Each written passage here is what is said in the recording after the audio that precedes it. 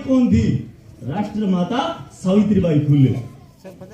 आदमी की चौधर जी की आदमी की जिकी चौधर है 12 ही है, पर आदमी मौका तो होने नहीं। जे माऊ जे एक जे लल कर मार देनी तकड़ी सी तो आदमी है बड़ी ठमजे। समझ आई कि मेरी बात के है बंसा भाई? आपस ना बोलना नहीं भी चलो पंचांग बात समझ में आई तो आप पंचांग ही बात ने चालू करा कि पंचांगी आवाज पर पूरा समाज थमजे, पूरा समाज ने चौजाले है पंचा। मगर एक ताकत इसी की है कि जिकी की आवाज पर पंच भी ने चौजाल बोलो हम बैठ जाए। बोलो मोम जी बात तो हमें टाइम नहीं हो। क्यों नहीं है टाइम? क्योंकि माँ कहती है कि आज आपको खेत जाना है, इसलिए पंच बाहर ही नहीं निकलता घर से। यहां मेरे कहने का मतलब क्या है कि राष्ट्रपिता ज्योतिबा फुले को ज्योतिबा फुले बनाने वाली कौन? मां सावित्रीबाई फुले। परंतु मां सावित्रीबाई फुले को भी पढ़ाने वाला कौन? ज्योतिबा। मां सावित्रीबाई अनपढ़ थी, अशिक्षित थी, उसको टीचर बनाने वाला कौन था? राष्ट्रपिता ज्योतिबा फुले।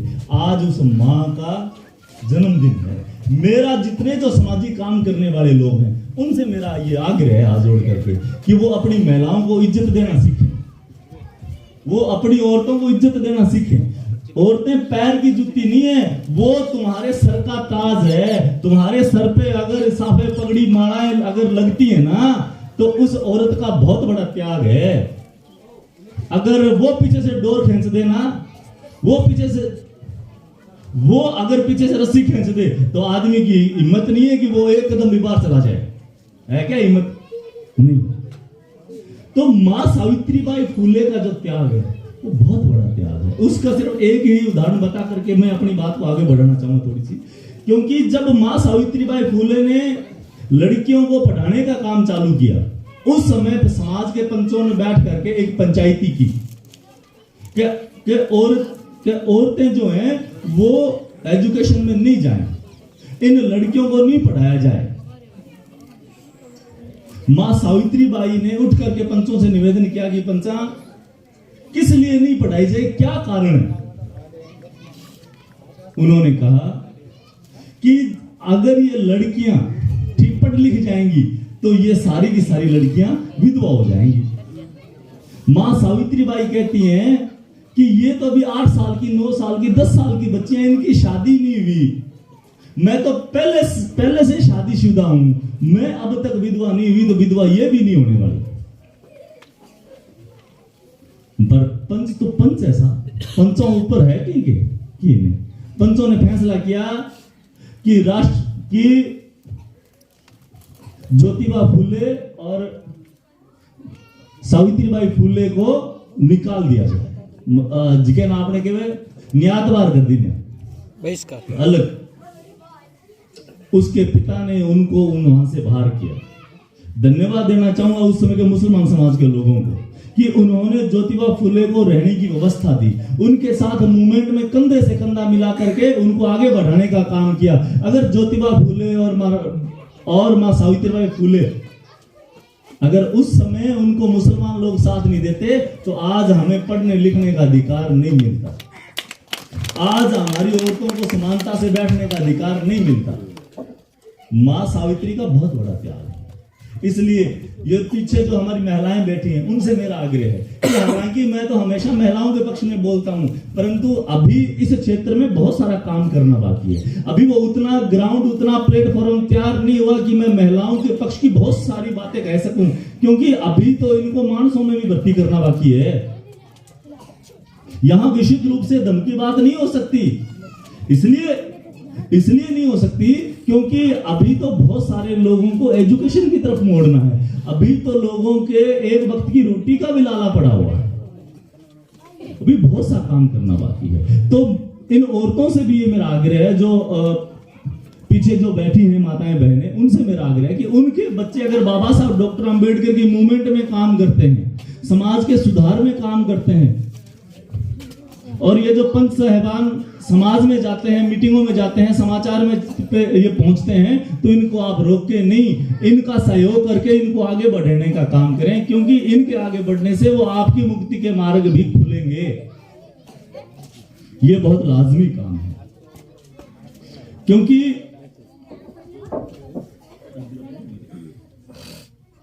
महिलाएं जब तक आजाद नहीं होंगी, जब तक स्वतंत्र नहीं होगी, तब तक बात नहीं बनेगी। और फिर विशेष रूप से ये जो मारवाड़ में जो हमने वो काम चालू किया है, बताओ किस लिए किया है? मैं आदरणीय राजा साहब का धन्यवाद दूंगा कि मेरी आपसे कभी मुलाकात भी नहीं हुई, मैं तो अभी अभी मिला हूं, 2 ही मुलाकातें हुई हैं हमारी, परंतु हमारे जितने कार्यक्रम हुए उसमें आपने बहुत सहयोग दिया, इसके लिए आपका बहुत बहुत आभार। इनसे जब मुलाकात हुई, बात हुई, तब भी यही बात निकल के आई कि मारवाड़ में काम होना चाहिए, यहाँ कुछ ना कुछ नया घटित नवाचार होना चाहिए, क्योंकि पूरी दुनिया आगे चले गई, सभी समाजों के लोग आगे चले गए, परंतु मारवाड़ के लोग आज वहीं के वहीं बैठे। मुझे आश्चर्य होता है एक चीज, ये सब बातें जो मेरी समझ में आई, उसमें सिर्फ मैं एक ही बात बताना चाहूंगा कि क्योंकि वक्ता के रूप में आदरणीय राजा साहब हैं हमारे बीच, कि यहाँ ना संतोषी जी बहुत है, बस ठीक है, जिस और हो जाए छोड़ दे, बात नहीं, संतोष नहीं करना। देख पराई चौपड़ी तू ना तरसाए जी, लुखी मिसी खाए के ठंडा पानी पी। तो हमारे बुजुर्गों ने तो आज तक लुखी मिसी खाई है, तो तुम कब मानो, तो तुम ये बताओ ठीक है, कब मांगोगे भी तुम्हारे हिस्से का घी दूध कहाँ है, तुम्हारे हिस्से की छाछ कहाँ है, तुम्हारे हिस्से की नौकरियां कहाँ हैं, तुम्हारे हिस्से का कलेक्टर कहाँ है, तुम्हारे हिस्से का एसडीएम कहाँ है, तुम्हारे हिस्से का विधायक कहाँ है, तुम्हारे हिस्से का एमपी एमएलए कहाँ है, बताओ कब मांगोगे? नहीं साहब, सबूरी में सौखी, सबूरी में सौखी नहीं है, सबूरी के बाद में असंतोष पैदा करो ताकि संघर्ष पैदा हो। मारवाड़ में संघर्ष इसलिए नहीं हो पाता क्योंकि व्यक्ति जल्दी ही हार मान करके संतोष कर लेता है। संतोष नहीं करना पंचा, आपने संतोष कर लिया, आपको बहुत धन्यवाद है, पर अब अपनी औलाद को संतोष के लिए मत करो। अभी मैं एक जगह बैठा था, तो वही सरपंच साहब विराजमान थे, तो एक व्यक्ति आया, तो मैं ना जिसके यहाँ बैठा था उसके वो कच्चा कमरा बना हुआ था, झोंपड़ा बना हुआ था, तो वैसे वो ठीक है, वैसे बात तो उस व्यक्ति ने उनको सरपंच साहब को ये कहा, आदरणीय नेमराम जी, क्या साहब वो जी को इंदिरा आवास में मकान आए हमारे बांगी है, किस तरह बाकी है? तो फिर वही आदमी कहता है कि साहब ये जगह झोंपड़े है, ये बड़ा जोरदार है साहब, ठीक है, गर्मी में तो रहे गर्म, कह रहे ठंडा, ठीक सर्दी में रहे गर्म। मैं साहब फिर तो जोरदार बात है। मैं क्या फिर तो इसका मतलब ये कि भारत की सरकार पागल है कि उसे मारवाड़ में पक्के मकान नहीं देने चाहिए, झोंपड़े देने चाहिए तुम, ताकि तुम इसी में संतुष्ट हो। संतोष नहीं, देख पराई चौपड़ी ना तरसाए जी। अरे जब तक जी नहीं तरसाओगे तुम्हारे पास नौकरी कैसे आएगी, जी नहीं तरसाओगे तुम्हारे पास जमीनें कैसे आएंगी, जी नहीं तरसाओगे तो तुम्हारे बच्चे आगे कैसे बढ़ेंगे, ये बता दो। ठीक है, जमीनें घटती जा रही हैं, आबादी बढ़ती जा रही है, जो आपके पास 2 किला 5 किला 1 मरबा जमीन है ना, वो तो आपके नाम है, आपके पोते के नाम तो 1-1 बीघा आ रही है, उसके नाम तो प्लाट आ रहे हैं। इनकी व्यवस्था करो, कुछ नया करो, कुछ अलग हटके करो, ताकि सामाजिक नव निर्माण हो सके। मेरा इधर जो आंदोलन है, यहाँ जो मैं काम करता हूं, मैं किसी संगठन से नहीं हूं, शांति शिक्षा विहार कोई संगठन नहीं है, मिशन स्वाभिमान कोई संगठन नहीं है। जब मैंने यहाँ साइकिल यात्रा की तब मेरी समझ में आई कि मुझे देश भर के 21-22 राज्यों में लगातार काम करने का मौका मिला, अलग अलग जगह जाने का मौका मिला, पर मैं मारवाड़ के क्षेत्र में इस बार पहली बार ही आया। तब मुझे पता लगा कि यहाँ व्यक्ति कोई बहुत अच्छे हालात में नहीं है, हमारा समाज कोई अच्छी स्थिति में नहीं है। अब इसकी 50 उदाहरण में 50 बातें हैं। तब फिर मुझे यहाँ लगातार काम करना था। मैंने अपने आप से संकल्प लिया राजा साहब कि मैंने कहा कि मैं 2-3 साल धम का काम बंद करके मैं विशुद्ध रूप से मारवाड़ में काम करने का काम करूंगा।